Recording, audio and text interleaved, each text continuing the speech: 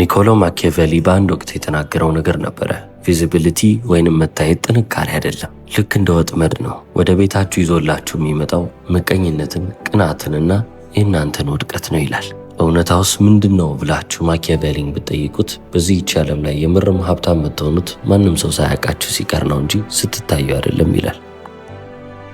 ምናልባትም መራር የሆነ እውነታ ነው ልንል እንችላለን። ምንም ያህል መራር ቢሆን ግን እውነታነቱን አያጠፋም። ስማችሁ በየቦታው የሚሽከረከር ከሆነ፣ ሰዎች እናንተ የምትሰሩትን ስራ ጠንቅቀው የሚያውቁ ከሆነ፣ የት እንዳላችሁ፣ ወዴትስ መሄድ እንደምትፈልጉ፣ በዛ መንገድ ላይም ከማን ጋር እንዳላችሁ ሰዎች የሚያውቁ ከሆነ እናንተን እንዲያሰናክሏችሁ በጣም ቀላል የሚባለውን መንገድ ሰጣችኋቸው ማለት ነው። በጨዋታቸው ውስጥ እናንተ በጣም ግልጽ የሆናችሁ ምስኪን ሆናችሁ ቁጭ አላችሁ። ስለዚህ እንደፈለጉት አድርገው እናንተ ሊጫወቱባችሁ ይችላሉ። ፍራጃይል የምትሆኑት ለዛ ነው ይላል ማኪያቬሊ። ወይንም በቀላሉ የሚሰበር የሚጎዳ ሰው የምትሆኑት ሰው የምታደርጉትን ነገር እንዳለ ስለሚያውቅ፣ ሰው የሚደርስበት ሰው ሊያጠፋው የሚችለው አይነት ሰው ነው። ይህ ማለት ሰው እናንተ የምታደርጉትን ነገር ካወቀ ሊያሰናክላችሁ ይችላል። አይምሯችሁ ውስጥ የምታስቡት ነገር የሚገመት ከሆነ ይህ ማለት እናንተ ማኒፕሌት ልትደረጉ፣ ልትዋሹ፣ ልትታለሉ ትችላላችሁ ማለት ነው። መጠቀሚያም የሚሆነው ሰው ተገኝቶ የተያዘው ሰው ነው። ታዲያ ኑሯችሁን ትሬስብል መሆን የለበትም። ይህ ማለት ተፈልጋችሁ ልትገኙ አትችሉም። ትናንትና ይህንን እያደረገ ነበር፣ ዛሬ ይህንን እያደረገ ነው፣ ነገ ደግሞ ይህንን ያደርጋል የምትባሉ ከሆናችሁ አትሆኑ። የውስጥ ሰላማችሁ እንዳለ ሆኖ እንደ ማንኛውም ሰው ውስጣችሁ ሰላም ሆኖ ስትኖሩ ግን እንደ ወንጀለኛ መኖር መቻል አለባችሁ። ይህ ማለት ተደባብቃችሁ ኑሩ ማለት አይደለም። ነገር ግን ኢን ሴንስ ሰው ማወቅ የሌለበትን ነገር ማወቅ የለበትም። በቃ ለራሳችሁ አስቀምጡት። የግል ህይወታችሁን እየኖራችሁ እስከሆነ ድረስ ሁሉም ነገር በእናንተ ከረጢት ውስጥ ሊቀመጥ ይገባል። ሀብት ማለት ብዙ ሰው ገንዘብ ይመስለዋል። ከገንዘብ በላይ ኢንቪዚቢሊቲ ነው ወይንም ደግሞ አለመታየት ነው። ታዲያ እዚህ ሀብት የተባለው ነገር ላይ ገንዘብ ሲጨመር ኮንሲኩዌንስ ይሆናል። የኢንቪዚቢሊቲያችሁ ያለመታየታችሁ መዘዝ ወይንም ደግሞ ውጤት ሊሆን ይችላል ማለት ነው። ዋናው ነገር ግን ስትራቴጂው ምንድን ነው ካላችሁ ሻዶዋችሁ ነው፣ ጥላው ነው።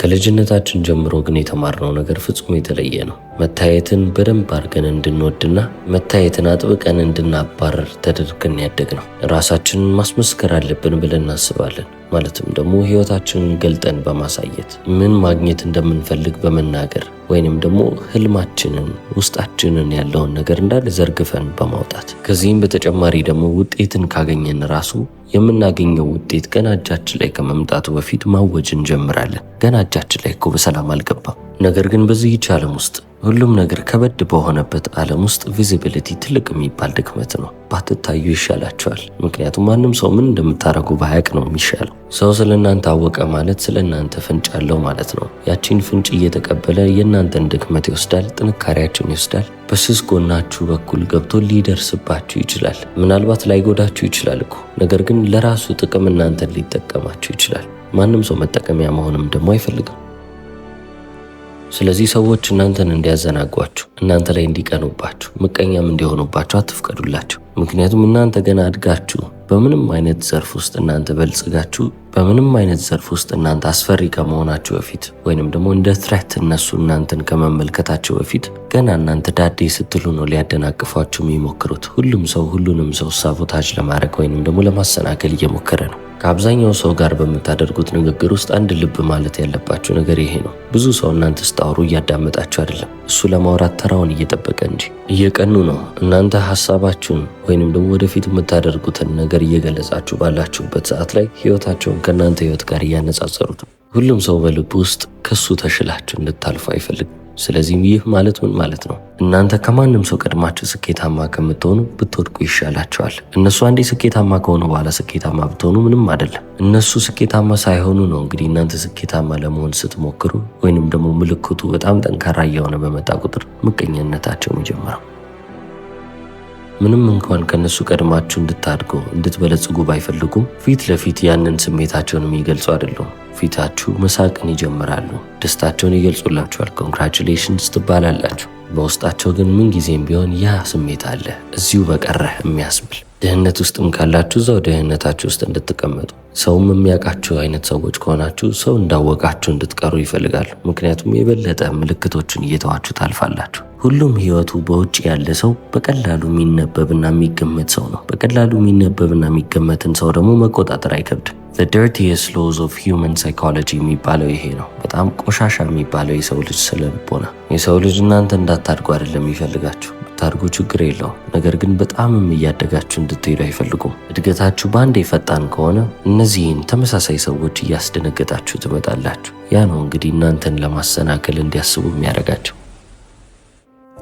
ስለዚህ ብታድጉ ችግር የለውም ትባላላችሁ። ዋናው ነገር የእነሱን እድገት አለመብለጣችሁ ነው እንጂ ምንም ችግር የለውም። እናንተ ከታች ሆናችሁ እያደጋችሁ ብትመጡ እነሱም ሰፖርት ያደርጓቸዋል። ስለዚህ እናንተም ደግሞ ወዳጆቼ ናቸው ብላችሁ ታስቡና ሀሳባችሁን፣ እቅዳችሁን፣ ወደፊት ማድረግ የምትፈልጉትን ነገር፣ የማትፈልጉትን ነገር፣ ሁሉንም ነገር ዝርግፍ አድርጋችሁ ታወጣላችሁ። በቀላሉ ተፈልጎ የሚገኝ አይነት ሰው እየሆናችሁ በቀጠላችሁ ቁጥር ደግሞ የበለጠ ጠላቶችን እንደ ቆሎ ጓደኞች እያፈራችሁ ታልፋላችሁ ማለት ነው። በዚህ ባህሪያችሁም ብቻ እናንተ ራሳችሁን ለዘላለም ሚዲዮክሪቲ ውስጥ ወይንም ደግሞ ይሄ ተራ የሚባለው ህይወት ውስጥ ታስቀሩበታላችሁ። ማኪያቬሊም የዚህን ተቃራኒ ነው ለሰው ልጅ የሚመክረው። አምቢሽስ ማን የሚባለው ወይንም ደግሞ ትልቅ ግብና ሀሳብ ያለው ሰው ምን እያደረገ እንደሆነ ለማንም መናገር የለበትም፣ እጁን ለማንም ማስነበብ የለበትም ይላል።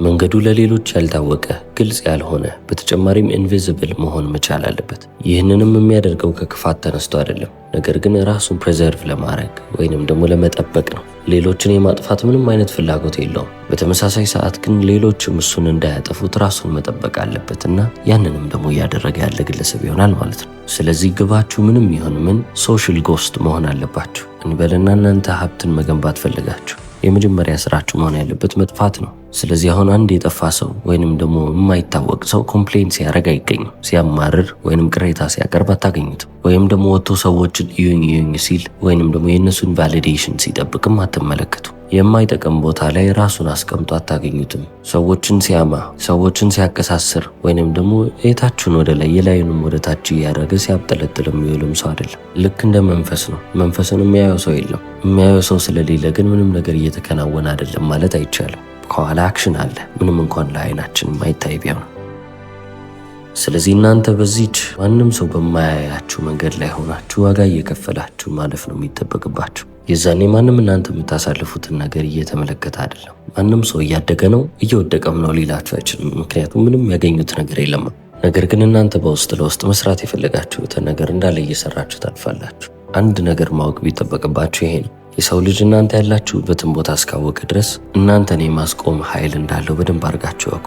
ስለዚህ ቢያንስ ያቺን መረጃ ለመሸሸግና ለራሳችሁ ለማስቀረት ብትሞክሩ የተሻለ ነው። ትልቅ ዓላማ አለኝ ብላችሁ የምታስቡ ሰዎች ሆናችሁ የመጣውን ሰው እንዳለ የምታስተናግዱ ከሆነ፣ የሚደወልላችሁን ስልክ እንዳለ የምታነሱ ከሆነ፣ ለሁሉም ሰውም ግልጽ ሆናችሁ የምትቀመጡ አይነት ሰዎች ከሆናችሁ ምናልባትም እናንተ እዛ ትልቅ ዓላማ ላይ መድረስ አልፈልጋችሁም ማለት ይቻላል። ትልቅ ዓላማና ህልም አለኝ ብላችሁ የምታስቡ ከሆነ ህልም ከሌለውና ዓላማ ከሌለው ሰው ጋር ለምን ቁጭ ብላችሁ ታወራላችሁ? እናንተ ቁጭ ብላችሁ ሰዎችን የማተችሁ ከሆነም ደግሞ ሰው መጥቶ እናንተን ሲተቻችሁ ለምን ታዳምጣላችሁ? ለምንስ ለእነሱ ለማስረዳት ትሞክራላችሁ? ብትዋቸውስ?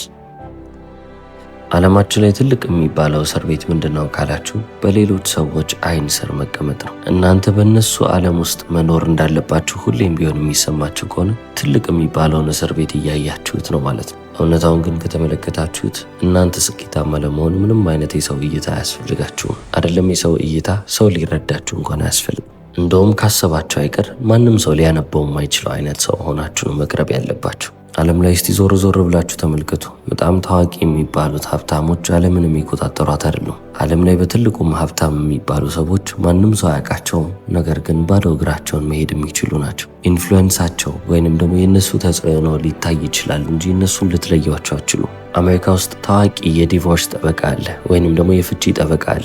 ጄምስ ሴክስተን ይባላል። ታዲያ ወደ እኔ ቢሮ የሚመጡ በጣም ብዙ ደንበኞች አሉ። ከእነሱም ደንበኞቼ በጣም የሚያስገርመኛ እንዳለ ይላል።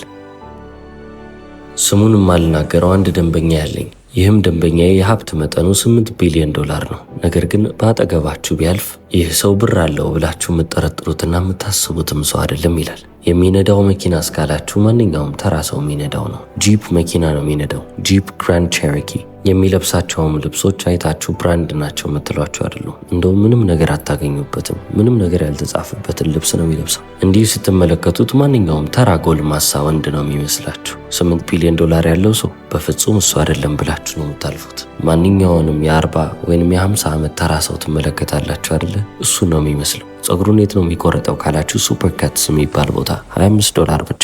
ማቴሪያሊስቲክ የሆነም ሰው አይደለም። እቃ በመግዛት የሚደሰት እቃዎቹንም ገዝቶ የሚያስቀምጥ አይነትም ሰው አይደለም። ይህንንም የሚያደርገው ደግሞ ስለማይችል አቅም ስለሌለው አይደለም። ዓመታዊ ገቢውን እኔ እመለከታለሁ። እንግዲህ ጠበቃ ነኝ። ምንም ከኔ የሚደበቅ ነገር የለም። ሁሉም ወረቀት ላይ ተቀምጧል። የዚህ ሰው ዓመታዊ ገቢ የአንዳንድ ትናንሽ ሀገራቶች የዓመታዊ ገቢያቸው ነው። በተመሳሳይ ሁኔታ ሌሎችም ክላይንቶች ወይንም ደንበኞች አሉ።